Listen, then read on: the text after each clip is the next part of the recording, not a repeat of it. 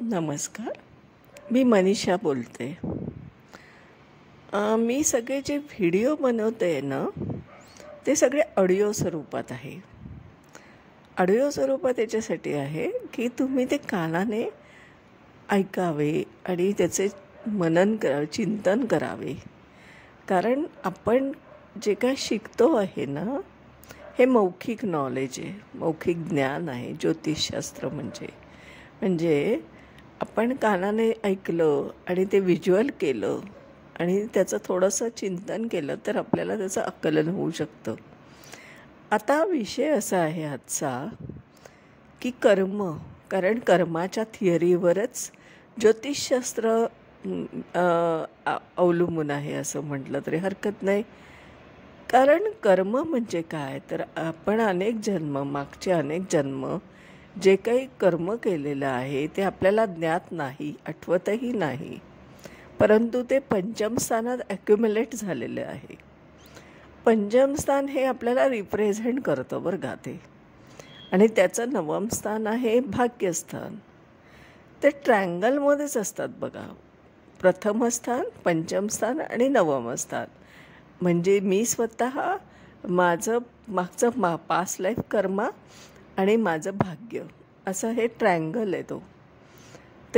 तो जो ट्रँगल आहे ना, त्याच्याबद्दलचा थोडासा एक विचार मी तुम्हाला सांगते. कन्सल्टिंगमधला माझा एक असा अनुभव आहे की बऱ्याच वेळा असं जाणवतं की ट्रान्झिटमध्ये तर आपण उत्तरं शोधली आहेत. आपण जे ग्रहगोचर आहे याची अलाइनमेंट करून आपण उत्तरं तर शोधली आहेत त्यांच्या प्रश्नाची, की कधी ही घटना घडू शकते, रिलीज कधी होऊ शकता तुम्ही या परिस्थितीत वगैरे. परंतु कधी कधी ना ती घटना आपल्याला रिलेट होताना दिसत नाही. म्हणजे काही वेळेस नाही होत ते तसं, ट्रान्झिटमध्ये पण रिझल्ट्स येत नाहीत असं जाणवलं आहे. याचं कारण असं आहे की आपल्याला कर्माचे काही प्रकार आहेत.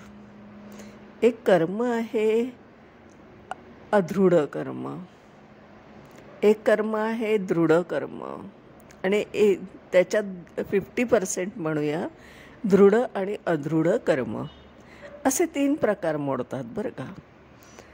आता दृढ कर्म आणि अदृढ कर्म असा जर आपण विचार केला, दृढ कर्म काय आहे आणि अदृढ कर्म काय आहे, तर आता पहिला एक प्रकार असा विचार करू की दृढ अदृढ म्हणजे काय. 50% 50% चान्सेस आहेत.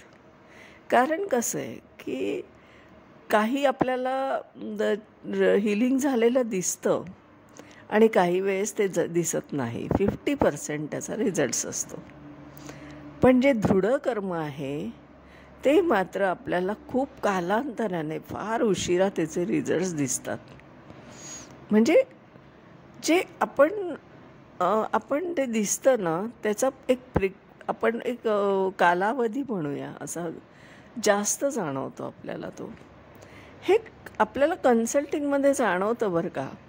कारण बऱ्याच वेळा काय होतं की एखाद्या गोष्ट ना रिपिटेशनमध्ये विचारली जाते तुम्हाला, की आपल्याला वाटत होतं की आत्ता यांचं हे काम होण्यावर आहे, पण ते होतच नाही.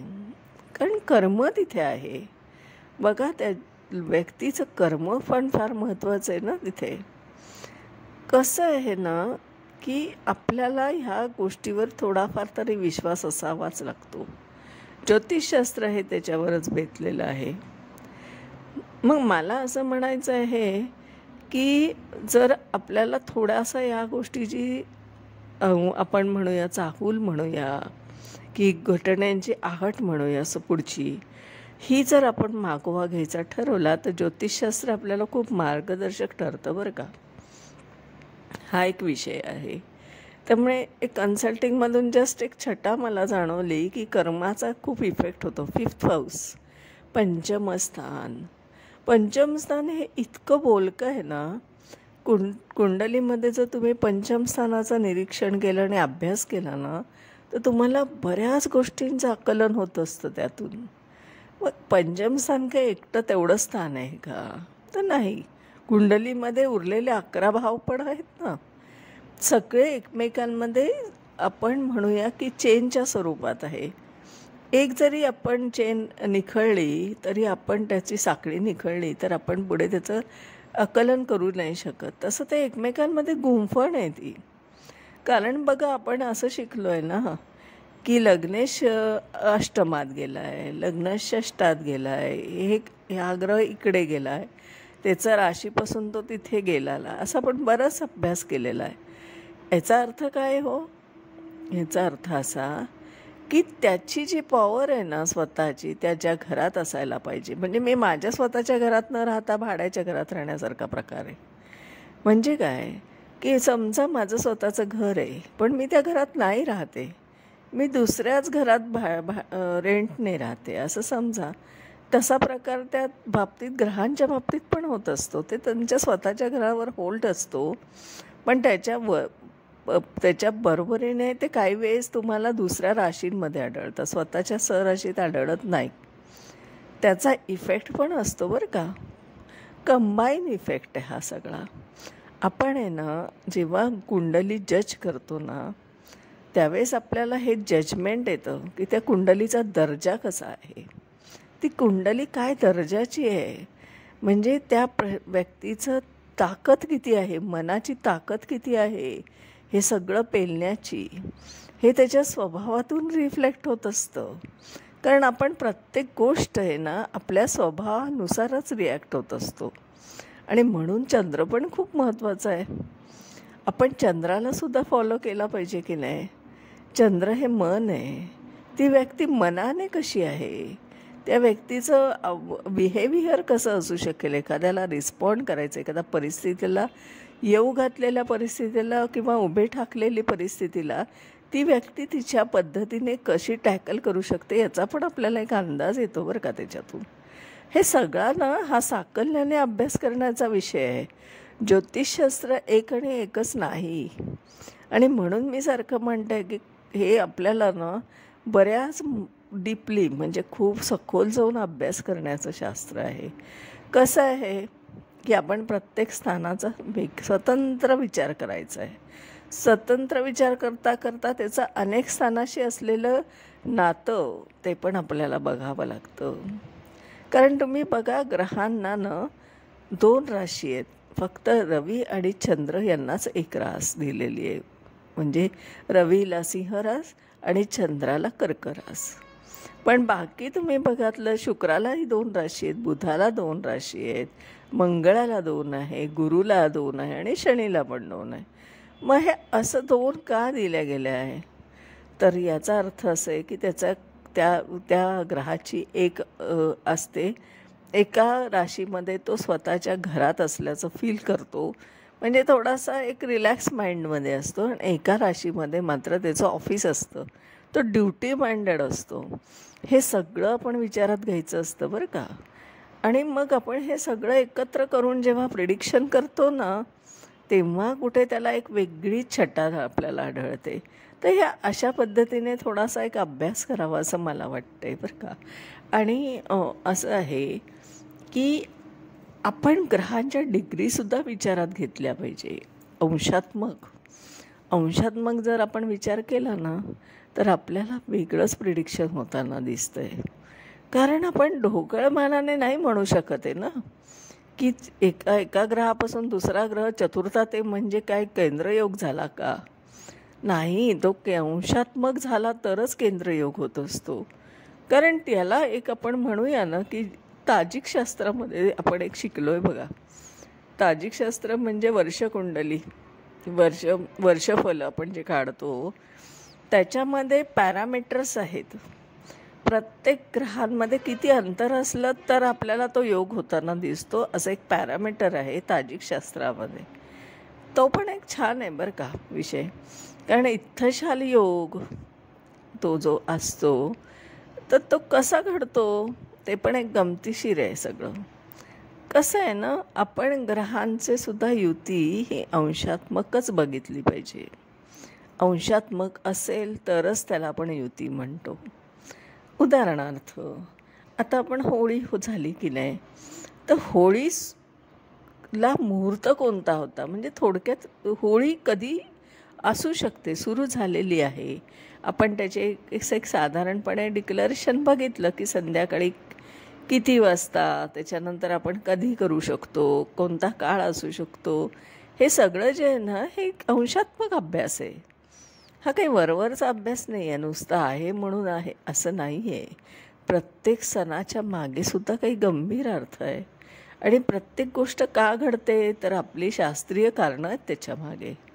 हे सगळं ना आपण साकल्याने अभ्यास करणं गरजेचं आहे. आणि मला तर असं वाटतं की पंचांगाचा तर अभ्यास करावाच करावा. मग तुम्ही भले मराठी पंचांग घ्या, लाहिरी घ्या, कोणतंही घ्या, पण पंचांग हे मस्ट आहे.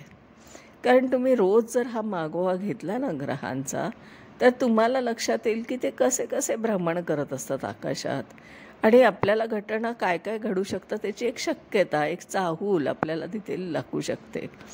पंचांगावर बोलायचंच आहे मला, कारण पंचांग हा अतिशय महत्त्वाचा विषय आणि मी ते शिकवते बरं का. पंचांग हे स्वतंत्रपणे शिकवते की पंचांगामधून आपण ग्रहगोचर कसं फॉलो करायचं असतं, चंद्र किती राशी किती नक्षत्रातले किती पदं घेत असतो पर डे, आणि हे सगळं आपण पंचांगाच्या एका दिवसात कार्यशाळेतून शिकत असतो. ऑनलाईन असतं, तेही पर्सनल टीचिंग आहे बरं का, परत ग्रुपमध्ये नाहीच. तर पंचांगाचं सुद्धा एक कार्यशाळा जी आहे ना, त्याच्यासाठी पण तुम्ही शिकू शकता बरं का. कारण त्याच्याने तुम्हाला ग्रहांचा मागोवा घेता येतो आणि तुम्हाला ट्रान्झिट कळतं. मेन म्हणजे ट्रान्झिट म्हणजे काय हे कळण्यासाठी पंचांग येणं फार गरजेचं आहे, पंचांग वाचता येणं फार गरजेचं आहे. नुसतंच आपण पुस्तकातलं घेऊन आपण अभ्यास जे काय करतो थिअरीचा, त्याच्यामध्ये पंचांग पण इन्क्लूड करा, पंचांगाचा पण अभ्यास करा. कोणतंही असू दे, ते जे तुमच्या आपल्याला जे काय असतं, आपल्याकडे जे काय आपल्या भागात जे असतं ते पंचांग अभ्यास करायचं असतं. तर अशा पद्धतीने कार्यशाळेला पण आपण येऊ शकता. पंचांगाची कार्यशाळा ही 1 दिवसाची असते, 2 तासाची असते फक्त, आणि ते आपण पूर्णपणे त्याचा मागोवा घेत असतो सगळा. तर ह्या पद्धतीने पण आपण ती कार्यशाळा जॉईन करू शकता. आज मी का जनरल बोलली आहे, कारण आपल्याला ना थोडं प्रिडिक्शनचं एक कशा पद्धतीने जायचं ह्याची एक पूर्वतयारी मी करते तुमची, की पूर्वतयारीसाठी आपल्याला काय काय करायला पाहिजे. प्रवासाला तर निघायचं आहे, पण आपण जसं आपले सगळे पूर्वतयारी करतो ना, तसं आपल्याला प्रिडिक्शनसाठी काही पूर्वतयारी करावी लागते आणि ती करणं फार गरजेचं आहे बरं का. तर आजच्या दिवसात मी इथेच थांबते. आपण उद्या परत एका नवीन विषयावर बोलूया. मी कोण आहे ते सांगते. मी आहे सौ मनीषा प्रदीप चव्हाण. मी आदित्य गार्डन सिटी, वारजे, पुणे येथे राहते. माझा मोबाईल नंबर आहे 9763787646.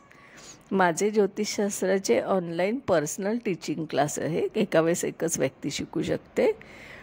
दुसरं, माझे स्वतःचे ज्योतिषशास्त्र मार्गदर्शन म्हणजे कुंडलीद्वारे मार्गदर्शन आपल्याला मिळू शकतं. आपले काय प्रश्न असेल तर मला व्हॉट्सॲपला पाठवा. आपण त्या प्रश्नांचा अनुषंगाने आपण त्याचा मागोवा घेऊया आणि उत्तर शोधूया. हे आहे कन्सल्टिंग, म्हणजे थोडक्यात हे आहे मार्गदर्शन, ज्योतिषीय मार्गदर्शन, कुंडलीचे मार्गदर्शन कुंडलीद्वारा. अशा पद्धतीने हे दोन्ही माझे चालू असतात. आजच्या दिवसात इथेच थांबते. धन्यवाद.